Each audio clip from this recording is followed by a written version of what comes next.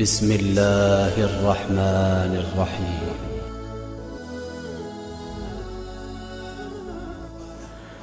أعوذ بالله من الشيطان الرجيم. بسم الله الرحمن الرحيم. ألهاكم التكاثر حتى زرتم المقابر كلا سوف تعلمون ثم كلا سوف تعلمون كلا لو تعلمون علم اليقين لترون الجحيم ثم لترونها عين اليقين ثم لتسألن يومئذ عن النعيم. السلام علیکم ورحمۃ اللہ وبرکاتہ. استقبال ہے درس قرآن کے نشست نمبر 5 میں. آج ہم سورۃ التکاثر کا ترجمہ اور مختصر تفسیر سماعت فرمائیں گے. سورۃ تکاثر کے معنی ہیں ایک دوسرے پر سبقت لے جانے کی کوشش کرنا، ایک دوسرے پر سبقت لے جانا. اس سورہ میں مضمون کیا مضامین اس میں بیان کیے گئے ہیں؟ اس سورہ میں مضمون بیان کیا گیا ہے جو اس سے پہلے والی صورت میں جو مضمون بیان کیا گیا تھا کہ آنے والی چیز ایک کھٹکھٹانے والی چیز ہے، ایک دل کو ہلا کر رکھ دینے والی چیز ہے، وہ چیز آ کر رہے گی. اس سے آدمی کو بتایا گیا تھا کہ وہ چیز آئے گی اور اس دن کیا چیز نفع دے گی اور کیا چیز نقصان دے گی، اس بارے میں بھی اس سے پہلے والی سورۃ القاریعہ میں بتایا گیا. اس صورت میں متنبہ کیا جا رہا ہے جو مال و دولت میں آگے بڑھ رہے ہیں، بینک بیلنس جمع کرنے میں بہت آگے بڑھ رہے ہیں اور بہت آگے بڑھتے جا رہے ہیں، ان کو متنبہ کیا جا رہا ہے کہ ذرا تم اپنی غفلت کی نیند سے جاگ جاؤ. اور اس دن جس دن ہر ایک سے پوچھا جائے گا کہ کیا کمایا، کہاں سے کمایا اور کس طرح کمایا، اس دن کی فکر کرنے کے لیے اس صورت میں فکر دی جا رہی ہے کہ اس دن کے بارے میں ہمیں فکر کرنی چاہیے جس دن ہمیں سوال کیا جائے گا کہ کہاں سے کمایا اور کہاں پر خرچ کیا. آئیے اب اس کا ترجمہ سماعت کریں. الہاکم التکاثر، ایک دوسرے سے بڑھ چڑھ کر دنیا کا عیش حاصل کرنے کی ہوس نے تمہیں غفلت میں ڈال دیا ہے. یعنی تفاخر، ایک دوسرے سے تفاخر نے، ایک دوسرے سے آگے بڑھنے میں جو تمہاری ریس لگی ہوئی ہے کہ معیار زندگی اونچا ہو جائے. عربوں میں جس طرح مال کی کثرت پر فخر کیا جاتا تھا، اسی طرح اولاد کی کثرت پر بھی فخر کیا جاتا تھا. آج کے اس دور میں ہم دیکھیں تو ہمارے یہاں صرف مال میں فخر کیا جاتا ہے کہ مال بڑا ہو، مال میرا جو بینک بیلنس ہے وہ زیادہ سے زیادہ ہو جائے اور وہ بہت بڑھ جائے. اور جس طریقے سے دنیا ایک رفتار پہ چل رہی ہے اور جو رفتار دنیا لے رہی ہے، اس سے تو یہی اندازہ لگایا جا سکتا ہے، اس سے ایک اندازہ لگائیں تو یہ آپ کو معلوم ہوگا کہ کل تک جو چیز تعیش سمجھی جاتی تھی، جس کو اسباب تعیش میں جس کا شمار ہوتا تھا، آج وہی چیز ضرورت بن چکی ہے.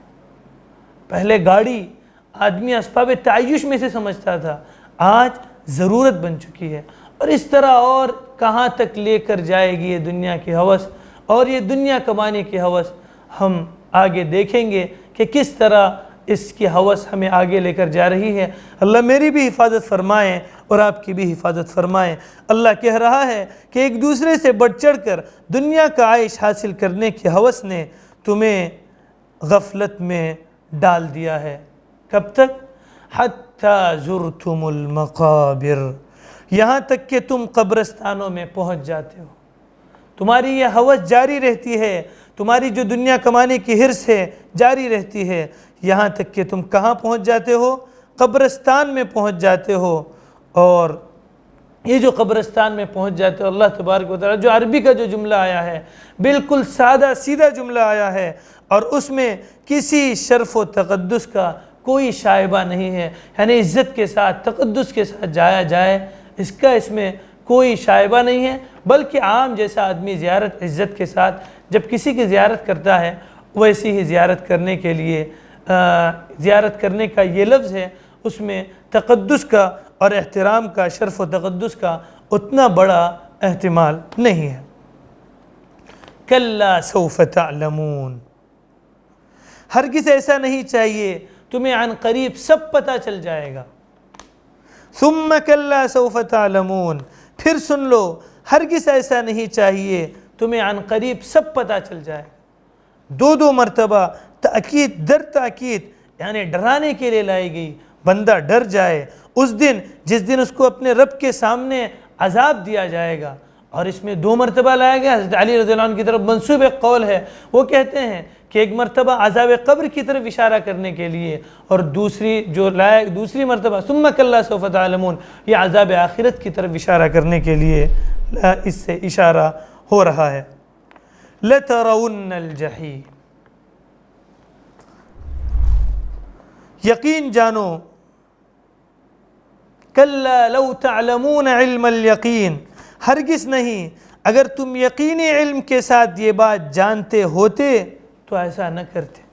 تمہیں اگر یقین ہوتا، یقین کا تمہیں علم ہوتا، یعنی جو اس کے بعد دنیا کے بعد کی جو زندگی آنے والی ہے اس کا تمہیں یقین ہوتا، تم ایسا ہرگز نہیں کرتے۔ لَتَرَوُنَّ الْجَحِيمَ، تم یقین جانو تم دوزخ کو ضرور دیکھو گے، دوزخ کو تمہیں ضرور دیکھنا ہے۔ سورہ مریم میں بھی اس کا ذکر موجود ہے کہ ہر مسلمان کو وَإِن مِّنكُمْ إِلَّا وَارِدُهَا، جہنم سے گزارا جائے گا، اس گزرنے کی رفتار جتنی بھی تیز ہو اس تیزی کے ساتھ بہرحال ہر مسلمان اس دوزخ کو دیکھے گا، اس کے عذاب میں مبتلا نہ بھی ہو لیکن وہ اس کو دوزخ کو دیکھے گا ضرور۔ ثم لترونها عین الیقین، پھر یقین جانو کہ تم اسے بالکل یقین کے ساتھ دیکھ لو گے۔ اب تو تمہیں علم یقین ہے، تم اسے یقین کے ساتھ دیکھ لو گے۔ ثم لتسألن یومئذ عن النعیم، پھر تم سے اس دن نعمتوں کے بارے میں پوچھا جائے گا کہ ان کا کیا حق ادا کیا۔ قیامت کے دن حدیث نبوی میں فرمایا گیا کہ بندے کے قدم اس وقت تک نہیں ہٹیں گے جب تک کہ 5 چیزوں کے سوال کا جواب نہ دے۔ اس میں سے ایک یہ ہے کہ مال کہاں سے کمایا اور کہاں خرچ کیا۔ اور نعیم یہ جو لفظ ہے، ہر جو چیز بندہ وسائل و ذرائع، جو بھی بندے کے پاس وسائل ہوں ذرائع ہوں، یہ سب نعیم میں آ گئے۔ اگر اس کا صحیح سے حق ادا نہیں کیا تو اس سے قیامت کے دن باس پرس ہوگی کہ تم نے کیا کیا، کیسے کمایا۔ یہ تھی اس سورت کی مختصر تفسیر اور ترجمہ۔ اس سورت کی فضیلت اللہ کے نبی صلی اللہ علیہ وسلم نے بتائی ہے، جس کو حاکم نے روایت کیا ہے۔ اللہ کے نبی صلی اللہ علیہ وسلم فرماتے ہیں کہ تم میں سے کیا کوئی شخص اس کی استطاعت رکھتا ہے کہ وہ 1000 آیتیں پڑھ سکے؟ صحابہ نے عرض کیا کہ کون اس کی استطاعت رکھتا ہے کہ ہر دن 1000 آیتیں پڑھ سکے؟ اللہ کے نبی صلی اللہ علیہ وسلم نے فرمایا کہ سورۃ التکاثر پڑھو، یہ 1000 آیتوں کے برابر ہے۔ آج کے اس سلسلہ درس کی نشست میں اتنا ہی۔ السلام علیکم ورحمۃ اللہ وبرکاتہ۔